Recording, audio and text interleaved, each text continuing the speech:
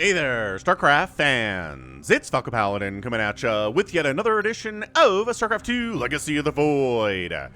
This is going to be a GM versus ForGG replay that was sent to me over the Discord. My Discord server invite is in the description if you want to hang out with me there. I'm pretty much there when I'm awake, which means you can communicate me pretty much throughout the day. So top left, we've got ourselves a Melody. It is a GM top 100 player at 5.3 MMR, 5.3k MMR, red and Zerg. And in the bottom right, we've got ForGG, Blue Terran. His MMR in StarCraft 2 is 6k. So he did get a start in Brood War, but he's been playing a lot of StarCraft 2 over the last few years now and is pretty darn excellent at it. He's been a Terran since, I mean, he was Brood War and Terran, he's Brood War and Terran. Terran and Brood War, he's Terran in StarCraft 2 as well. So he's very scary stuff here. Let's see how the lower level, but still top 100 GM Melody can handle what ForGG throws her way. So, interesting stuff. Very curious to see how this ends up going. GMs don't send me replays if they're boring. They never do. A GM's never like, oh yes, I executed a 2.5 base Roach Ravager timing and killed him in 6 minutes. Here, cast this one. It's always going to be a lot of back and forth play. Maybe something weird happens. Maybe it comes down to a base race of some kind. Like, I'm curious. I'm curious to see what is here on Curious Minds, appropriately speaking. So ForGG going for One Rax Expand here with the Reaper. There it is. Beautiful, right on time there.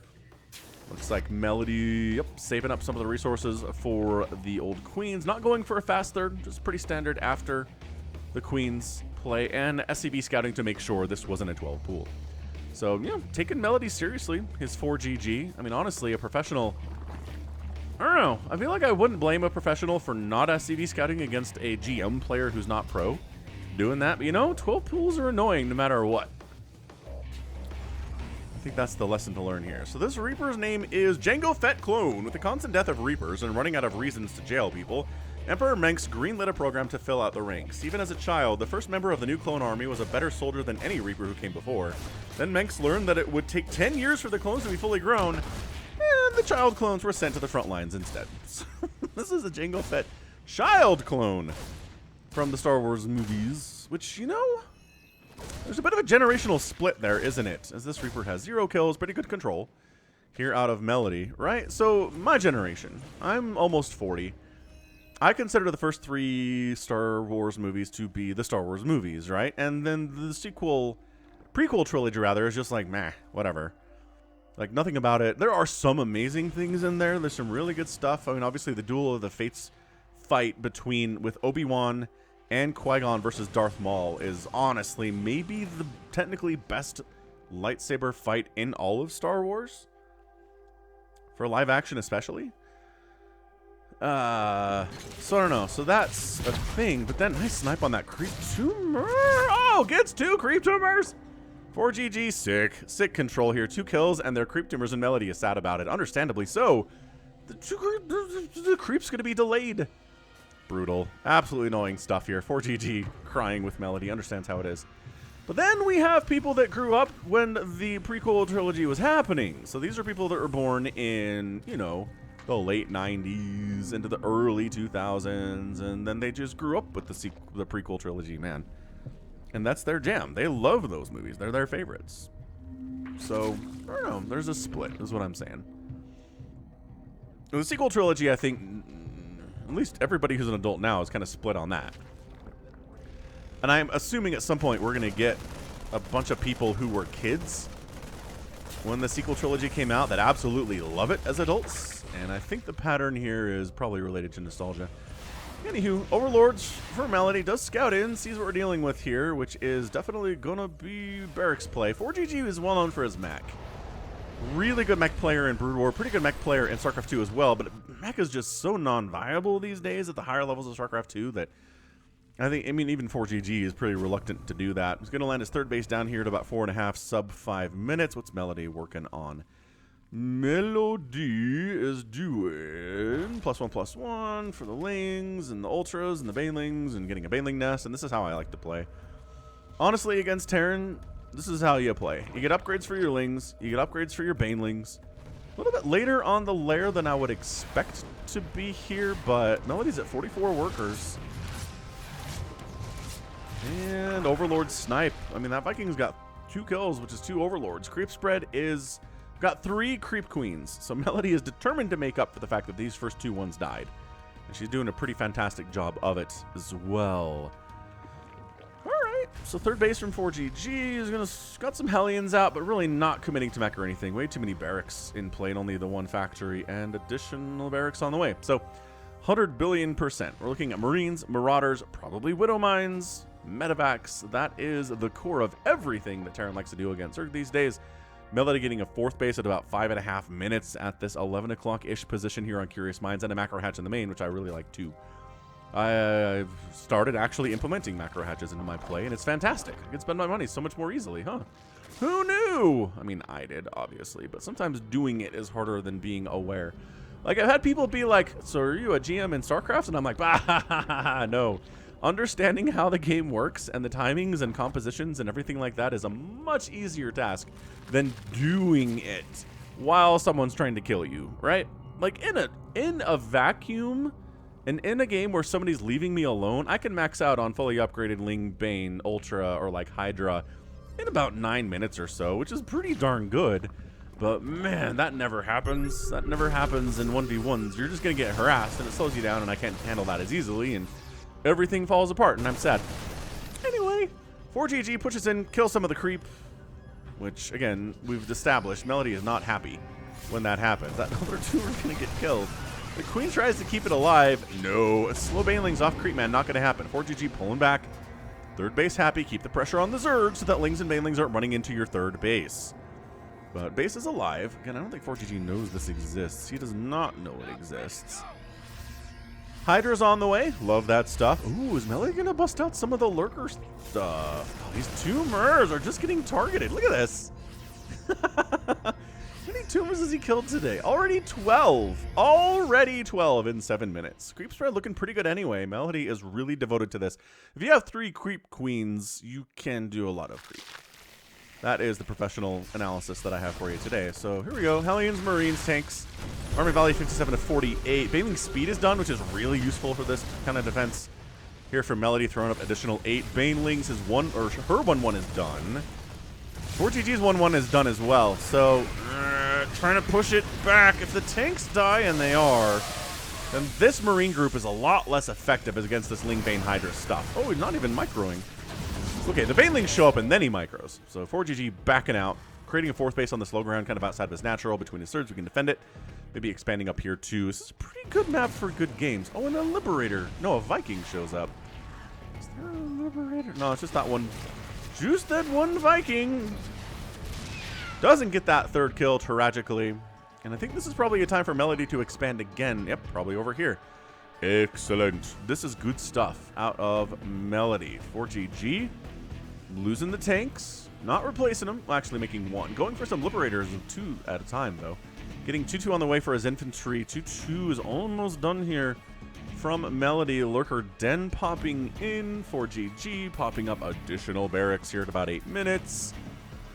And so far, I gotta say, so good out of both these players. I think Melody has weathered some of the very strong aggression that 4GG has tried to throw up. Her extreme devotion to creep spread has been really useful in this. Because, like, if this army sets up here instead of back here, it's a lot harder to dislodge. Oh, we got some Baneling stuff down this way. Did any SCVs die? 6 SCVs have died, so yeah, there were some casualties. And man, the army was right here. How did Melody sneak that in there? Okay, I gotta see this now. Please hold. Oh, okay. Yeah, this is like a Rainer Serral kind of a thing to do. All the elite Zergs do this kind of stuff, and this is why you have the supply depot wall here. But if you go around, can you get through there? Yeah, so, okay, decent hit, pretty good SCV pull.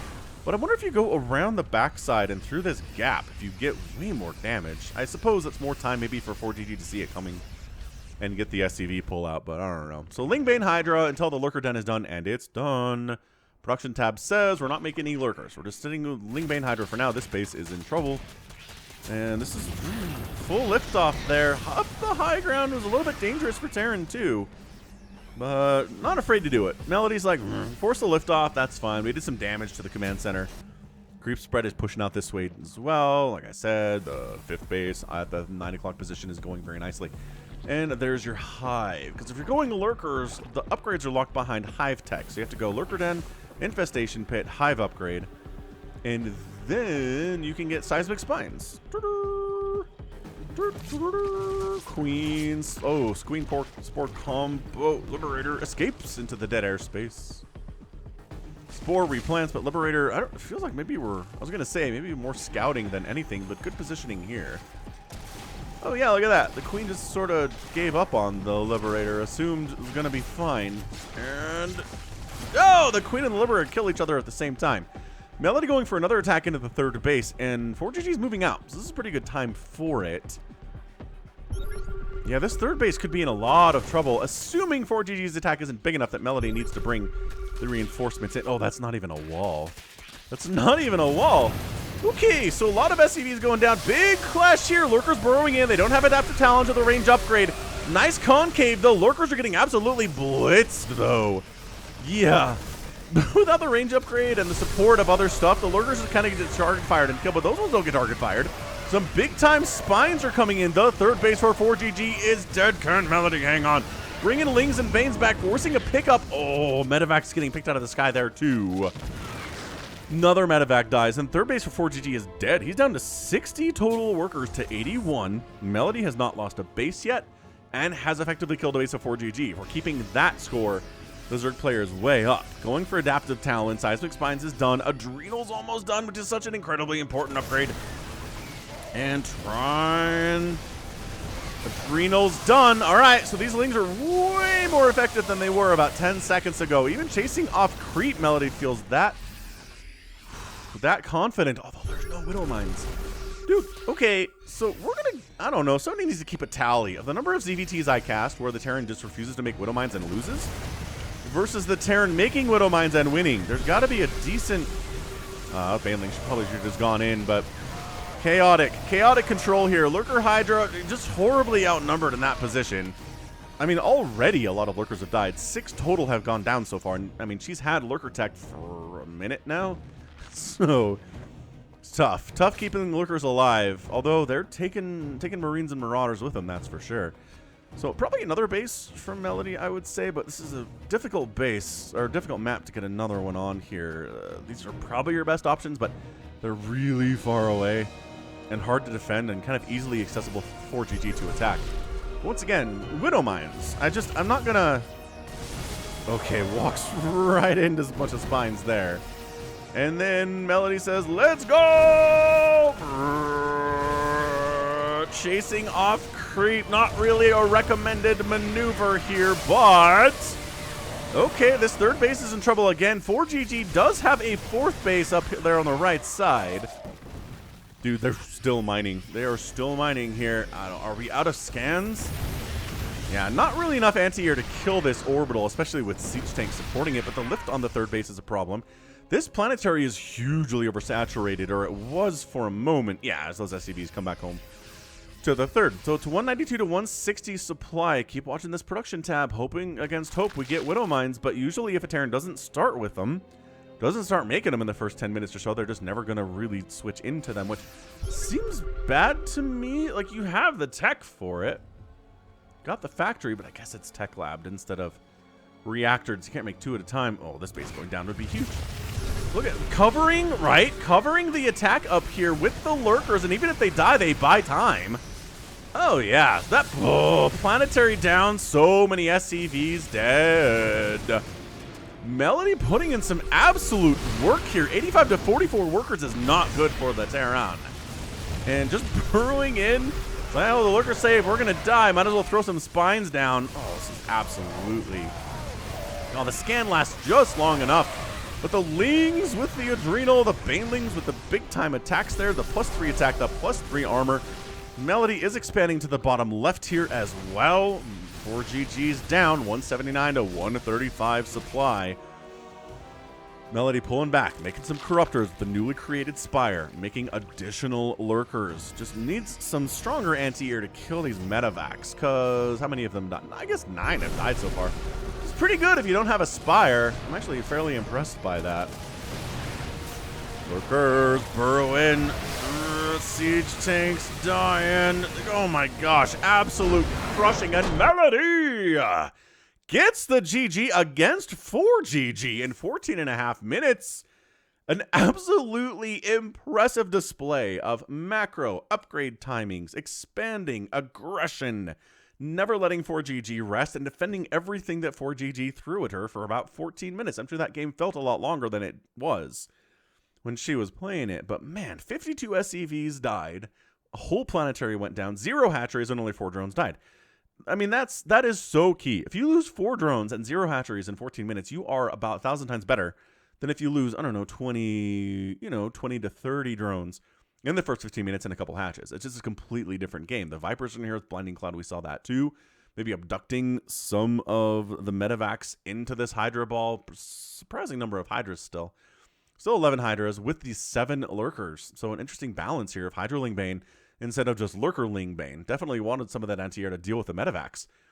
And just, end of the day, 85 to 44 workers. Army value is double that of ForGG's here too. And Melody just looking absolutely terrifying. Resources lost, 23,000 for ForGG, 21,000 for Melody. And just overall knows exactly how to play this matchup. There were no Widow Mines, which I'm sure Melody is very grateful about because those things are terrible to play against.